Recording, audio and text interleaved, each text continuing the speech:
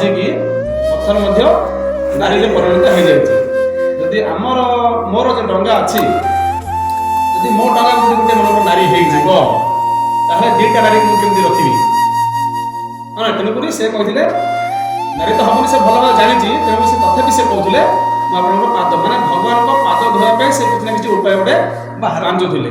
ସେଇଟା ବି କହୁଥିଲେ, ମାନେ ଲକ୍ଷ୍ମଣ ବିରୋଧ କଲେ ଏ ଜାଗାଟାକୁ, ଏ କଥାଟାକୁ ବିରୋଧ କରିବାରୁ ସେ କହିଲେ ଲକ୍ଷ୍ମଣ ମତେ ପଛେ ମାରି ଦିଅନ୍ତୁ, କିନ୍ତୁ ଆପଣଙ୍କ ପାଦ ନ ଧୋଇକି କେବେ ମଧ୍ୟ ନାମରେ ବସେଇବି ନାହିଁ। ଜଣେ ଏଠି ନେଲା ବାଲା ଆଉ ଜଣେ ଦେଲା ବାଲା। ତ ଦୁଇ ନମ୍ବର ଭଲ ମିଳନ ଥିଲା। ବର୍ତ୍ତମାନ ଅଷ୍ଟମ ବିଶ୍ରାମ କଥା ଦେଖିବା। ଅଷ୍ଟମ ବିଶ୍ରାମେ ରାମ ଅରଣ୍ୟ ଭ୍ରମଣ ଦର୍ଶନରେ ବନପ୍ରାଣୀ କାମନା ପୂରଣ ଦେଖିବା। ଗଙ୍ଗା ନଦୀ ପାର ହୋଇ ନୌକାରୁ ଶ୍ରୀରାମ ଲକ୍ଷ୍ମଣ ସୀତା ଓ ଭକ୍ତ ଗୃହକୁ ଅବତରଣ କରି ଅପର ପାର୍ଶ୍ୱରେ ଠିଆ ହେଲେ। ପାର ହେଇଗଲେ ସେମାନେ, ଅପର ପାର୍ଶ୍ୱରେ ଠିଆ ହେଇଛନ୍ତି। ନାବିକ ଦଣ୍ଡ ପ୍ରଣାମ କଲା, କିନ୍ତୁ ପ୍ରଭୁ ନାବିକକୁ କିଛି ଦେଇ ନ ପାରି ନିଜକୁ ସଂଶୋଧିତ। ରାମ ନିଜକୁ ସମ୍ମୁଖୀନ କରୁଛନ୍ତି ଯେ ମୁଁ ଏ ନାବିକକୁ କିଛି ଦେଇପାରିଲି ନାହିଁ, କିନ୍ତୁ ନାବିକ ମୂଲ୍ୟ କିଛି ଦେଇପାରିଲେ ନାହିଁ। କିନ୍ତୁ ନାବିକ ମନେ ମନେ ଖୁସି ଅଛି, ମତେ କିଛି ଆବଶ୍ୟକ ନାହିଁ। ବେଳେବେଳେ ଆମେ ଭଗବାନଙ୍କୁ ଅନେକ କଥା ମାଗୁଛେ, ମତେ ଟଙ୍କା ଦିଅ, ମତେ ଘର ଦିଅ, ମୋ ପିଲା ଭଲ ପଢୁ, ଏଇଟା ମାଗିବା ଦରକାର ନାହିଁ।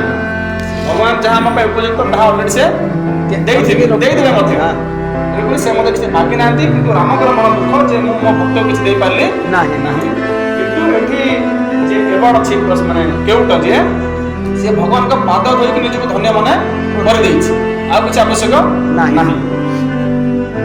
ଜାନକୀ ନିଜ ସ୍ୱାମୀ ଶ୍ରୀରାମଙ୍କ ଅଭିଳାଷ ଜାଣନ୍ତି, ହେଲେ ରାମଙ୍କର ମନ କଥା, ଅଭିଳାଷ ମାନେ ଇଚ୍ଛା, ରାମଙ୍କର ଯୋଉ ଇଚ୍ଛା ଥିଲା ସେ ଜାନକୀ ଜାଣିପାରିଲେ। ସେ ନିଜ ଅନୁଭୂତିରୁ ରତ୍ନମୁଦି କାଟି ବାହାର କଲେ। ଯୋଉ ରତ୍ନମୁଦି ଥିଲେ ସେ କାଟି ବାହାର କରୁଣା ସାଗର ଶ୍ରୀରାମ କହିଲେ ତୁମର ଏ ପୁରସ୍କାର ନିଅ। ବୈଭକ୍ତ ବ୍ୟାକୁଳ ହୋଇ ସର୍ବବେଳେ ପଡ଼ିଗଲା। ତାକୁ ଦଉଛନ୍ତି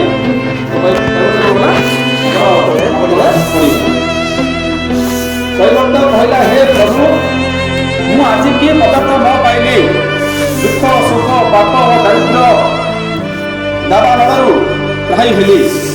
କୋଟି ଜନ୍ମ ପୂର୍ବରୁ ଯାହା ପରିଶ୍ରମ କରିଥିଲି, ବିଧାତା ଆଜି ତାହାର ବହୁ ଗୁଣ ମୂଲ୍ୟ କର୍ମ କରି ଆମମାନେ ଏଠି ପୂର୍ଣ୍ଣ କର୍ମ ଲେଖାଇଛି, ପୂର୍ଣ୍ଣ କରି ଦେଇଛନ୍ତି। ହେ ପ୍ରଭୁ, ମୁଁ ଆଉ କିଛି ଚାହୁଁ ନାହିଁ, ଆପଣଙ୍କ ଅନୁଗ୍ରହ କେବଳ ଚାହୁଁଅଛି।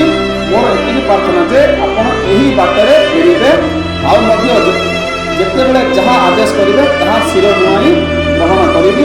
ଯଦିଚ ଆଉ ଏ ବାଟରେ ନ ଫେରନ୍ତି ତେବେ ଆଉ ଦର୍ଶନ କରିପାରିବି ନାହିଁ। ମାନେ ସେ ରିକ୍ୱେଷ୍ଟ କରୁଛନ୍ତି, ଯଦି ଆପଣ ଏପଟ ଦେଇକି ପୁଣି ଫେରିବେ ତାହେଲେ ଆପଣଙ୍କ ଘରେ ମଧ୍ୟ ପୁଣି ଦର୍ଶନ କରିପାରିବେ।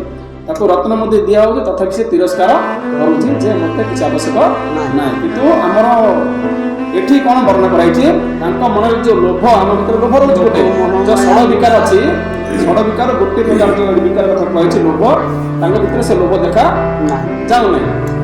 ତ ଆମ ଭିତରେ ମଧ୍ୟ ଯଦି ଆମେ କିଏ କୌଣସି ମୂଲ୍ୟବାନ ପଦାର୍ଥ ଦିଏ, ସେଇ ସମୟରେ ଆମେ ତାକୁ ତିରସ୍କାର କରିବା ଉଚିତ, କିନ୍ତୁ ଆମେ ସ୍ୱୀକାର ହିଁ କରିଦେଉଛେ। ଲୋଭର ଯଦି ଲୋଭ ଅଧିକ ବଢିବ ତାହେଲେ ଆମକୁ ମୃତ୍ୟୁ ସାମ୍ନା କରିବାକୁ ପଡ଼ିବ। ଲୋଭରେ ମଣିଷ କ'ଣ କ'ଣ କରିଦିଏ ସେ ନିଜେ ବି ମଧ୍ୟ ଜାଣିପାରେନି। କିନ୍ତୁ ଏଠି କେବଳ ନିଜେ ମନା କରୁଛନ୍ତି, ସେ ଖାଲି କହୁଛନ୍ତି ମୁଁ ଆପଣଙ୍କର ଦର୍ଶନ ପାଇଲି ଅନେକ ଜନ୍ମ ପରେ, ତାଠୁ ବଡ଼ ପୁଣ୍ୟ କିଛି ନାହିଁ, ମୋତେ କିଛି ଫଳ ଦରକାର ନାହିଁ। ଶ୍ରୀରାମ ସୀତା ଓ ଲକ୍ଷ୍ମଣ ଯେତେ କହିଲେ କୈବର୍ତ୍ତ ଆଦୌ କିଛି ନେଲା ନାହିଁ। ତେଣୁ କୃପାସାଗର ଶ୍ରୀରାମ କୈବର୍ତ୍ତକୁ ନିଜର ଭକ୍ତିବର ପ୍ରଦାନ କରି ତାକୁ ବିଦାୟ ଦେଲେ। ପ୍ରଭୁ ପରୀକ୍ଷା ନିମନ୍ତେ ଭକ୍ତକୁ ଧନ ଦେଇ ବୁଲାନ୍ତି।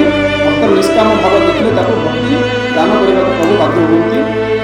ଏଠି କ'ଣ ଗୋଟେ କଥା କହିଲେ ଯେ କୃପାସାଗର ଯେ ରାମ ଅଛନ୍ତି, ସେ କୈବର୍ତ୍ତକୁ କିଛି ମଧ୍ୟ ଦେଇନାହାନ୍ତି, ଖାଲି ଭକ୍ତିର ବର ପ୍ରଦାନ କଲେ।